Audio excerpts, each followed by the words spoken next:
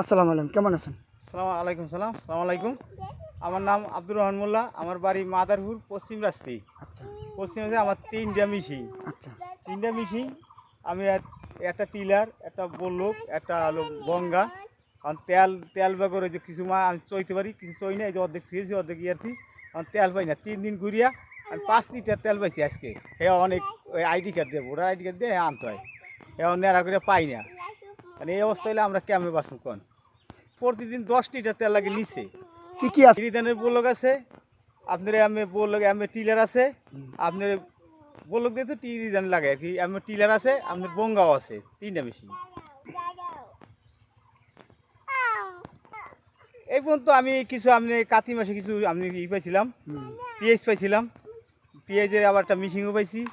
আবার আমার ঘের আছে, এই ঘেরের থেকে আমি মাছও পাইছিলাম, আপনার খাবারও পাইছিলাম। আইসে বলে কালে একজন দিয়েছে, আমি হয়তো পাইনি, হাতে পাইনি, পাঠাইছে বলে 1 কেজি। ওই তো আপনার হলো কিবা ওইটা আনতে হইবে, আইনে হলো আপনার খেত ভিজান লাগবে। আগে হলো চইতে হইবে, চইয়া খেত ভিজাইতে হইবে, ভিজে আপনার হলো পাড়ে দানা বনতে হইবে। এখন তো তেল নাই, সমস্যা হলো একটাই বাজে, তেল নাই।